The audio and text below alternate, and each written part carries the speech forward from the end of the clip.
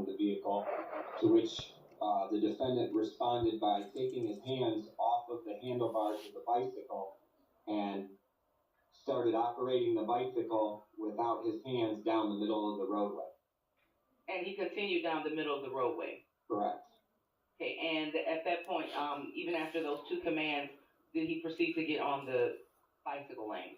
No, he did not. And then what else happened? At that point, there was a break in the construction cones. I was able to pull up alongside of Mr. Pletz to roll down the window of my vehicle. And I asked him if he heard me via the microphone and asked him if he heard me asking him to get into the bicycle. And what was his response to you? His response to me was that there was a sign a little bit east of us that said that the bicycle lane was closed. And I said, I'm not aware of any sign back there that says the bike lane is closed. I said, would you show me? And we proceeded to go back east on the roadway where we first passed. And there was a sign in the bicycle lane that was just a construction sign. And then I proceeded to tell him that the bike lane was not closed and that he needs to operate his bicycle in the bike lane where it is flat. And at this time, were you wearing body worn camera? Yes, ma'am. Your Honor, the people would request permission to publish the body worn cam first on the display foundation. We restricted those of the videos.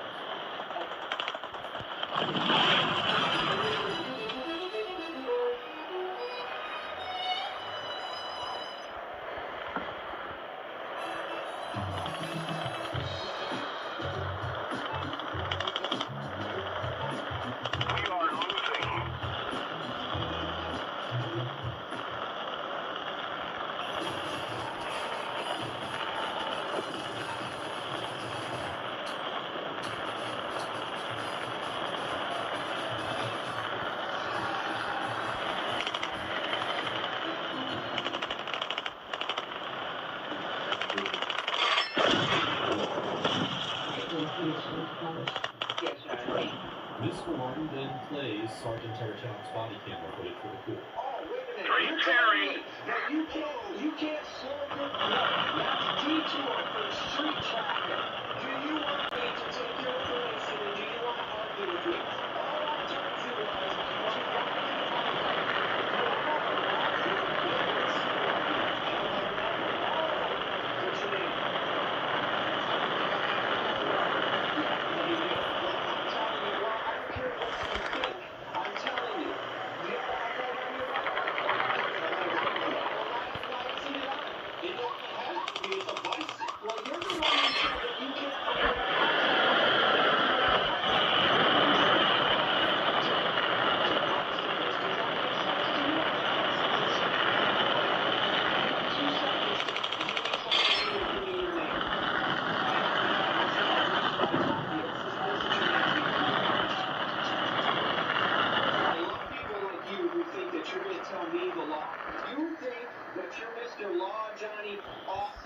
and you know everything. Walk over to this officer's car and give him all your information, or you're going to get another charge for resisting obstructing. I'd like to see the full police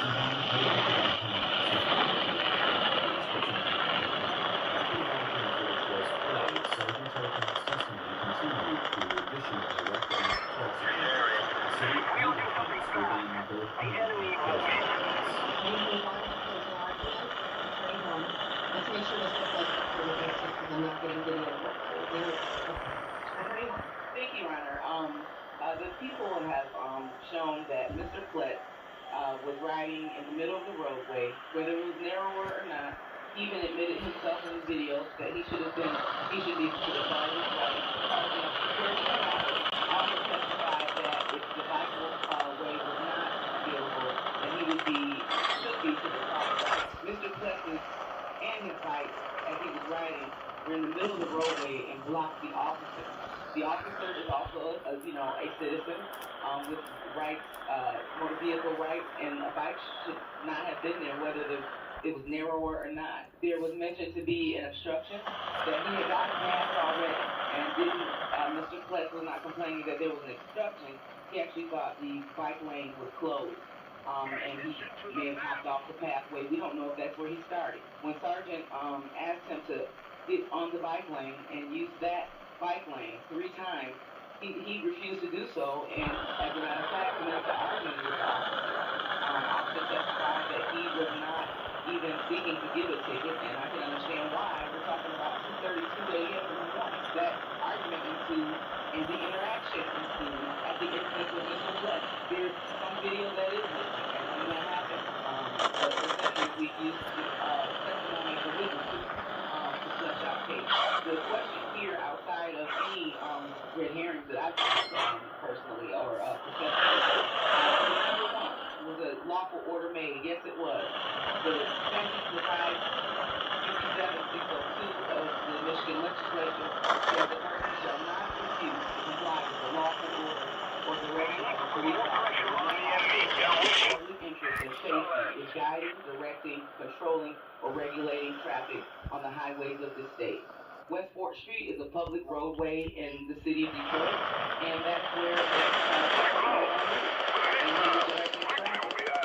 While he may have been the only vehicle that was blocked, he was in fact blocked while he approached Mr. Pless's bike. In addition to the lawfulness of the order, it came from him regulating traffic. As far as interference with normal flow, Sergeant testified that he was interfering with his own flow. And so that is impeding just by nature of a pedestrian or even a vehicle blocking traffic, being in the middle of the roadway.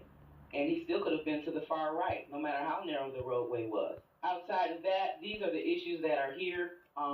As far as the obstruction, I think that's something that was thrown into the picture because I don't think in the video, nor was it stated here, until it formed into an obstruction. I think the issue was that the roadway was closed. He didn't complain about an obstruction on the scene. He didn't complain about not being able to get through somewhere. And at that point, he'd already got past that. So if he'd already got past that, why are we using it as an obstruction now? All the officer did was say, hey, please hop on the bike. And like I said, if that's where he started. I believe that people have proven the burden to be beyond a reasonable doubt and by the preponderance of the evidence that he had impeded traffic. Thank you, Your Honor. Thank you. Attorney Barton. Thank you, Your Honor. In her closing argument, Ms. Warren says that Mr. Prince committed the offense by refusing to comply with citing authority under Section 257.602 of the Michigan Compiled Codes. An individual may not refuse to comply with a lawful order of a police officer who is directing or regulating traffic for public interest and safety. Because lawfulness is an element of the offense, a directive that lacks a basis in law cannot support a violation of the statute for any of As discussed earlier, Mr. Barton has maintained throughout the trial that the order was not lawful because Mr. Pletz had a statutory right to be in the roadway. The city's case, therefore, turns on whether the order directing Mr. Pletz into the bike lane had any basis in law. Yeah, at this point in time, we just want to make the very clear arguments as it relates to the two components that the court, the bike lane and the ID. We'll get to the third component, which is credibility. So the bike lane itself, Your Honor, we've already concluded that there was an obstruction. How and to what degree down the road there were further obstructions, my client would not do. Once he gets obstruction, he would have to do what any other logical driver would do, which is to be in a safe distance, which is the safe distance, the safe distance from that object. And we saw the distance, we looked at it on the camera, it's about a yard there. So in order for his bike to go through that distance, literally his pedals would be on both sides of that little keel, meaning that only the tire would be able to get to it. So as it relates to safety, the NCO says that a biker has, as a motorist as well, it's not a biker, but a motorist has the right to a safe passage. It has to be reasonable. So again, when the officer said, hey, the guy told me that there was a sign that said this road was closed, and we go back there and we see it wasn't closed, it was fly. It was still the fly. So instead of taking that time to, as he said, he's an officer of 30 years and taking that time to de-escalate, he re-escalated. And then he continued to berate this man, calling the crowd a Mississippi, alleging fraud.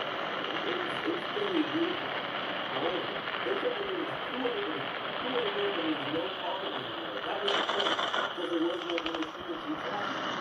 And if the officers Keep it up and victory will be ours. then the officers would know that when he left people in his car, it's been noted that he had to give the price for these people to stay as per the Michigan Vehicle Code at 300-257-636.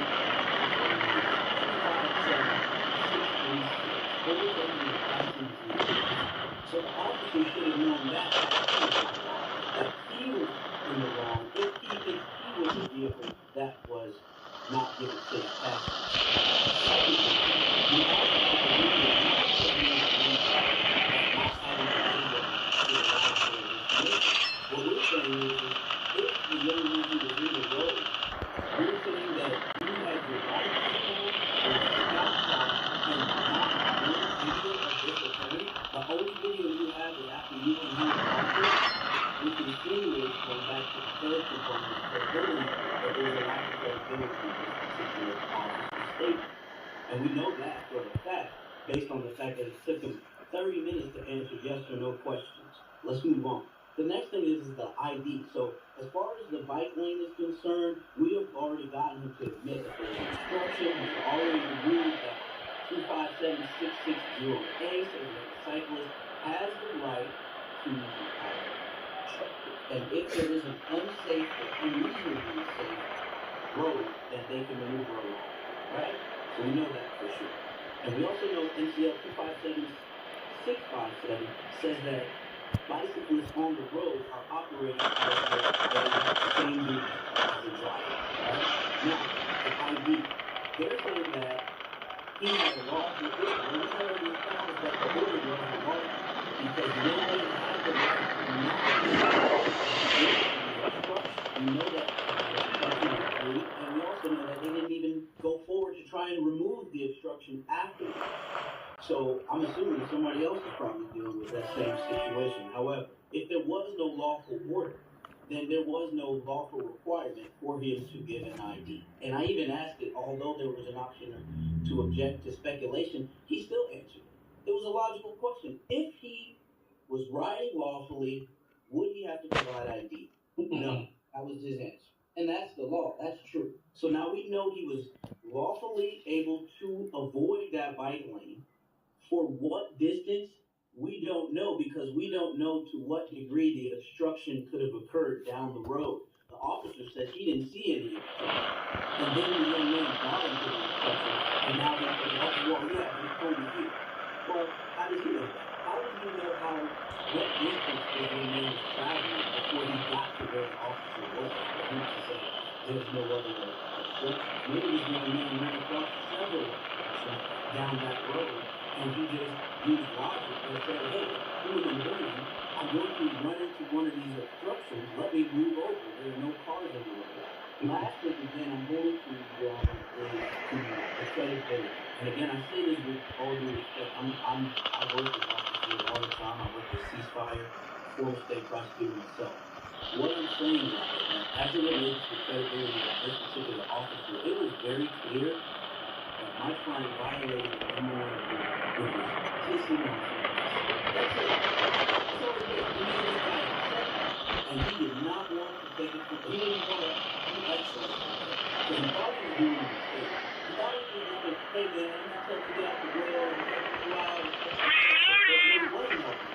When the guy gave him pushback, when my client gave him pushback and told him the actual law, then he started to berate him on internet law and all that.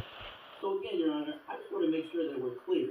MCL 25667 says he can operate as a vehicle. MCL 2567660A says that a cyclist riding over traffic generally must ride aside. The end is practical running from fourth and the road, except when conditions make the route as unsafe or unreasonable use. That's why I asked that.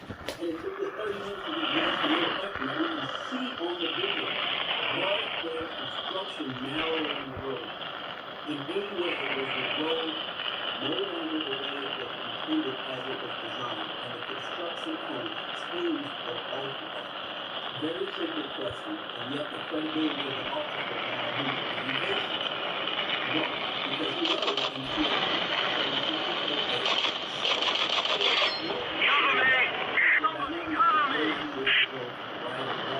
because it's not safe. So with that said, we would respectfully ask that the dismissal charges, all most of the charges, because one was one was that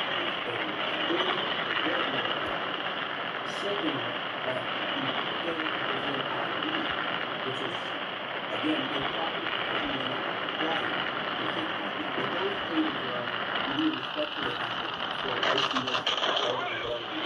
Thank you. All right, thank you. With all your,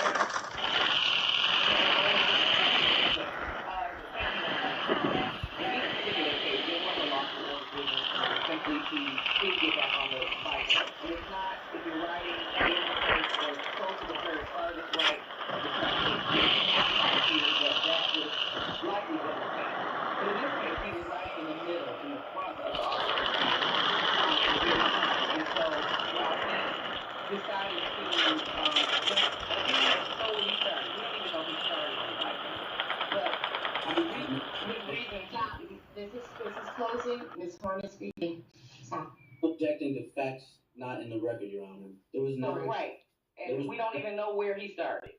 So as far as being in the roadway,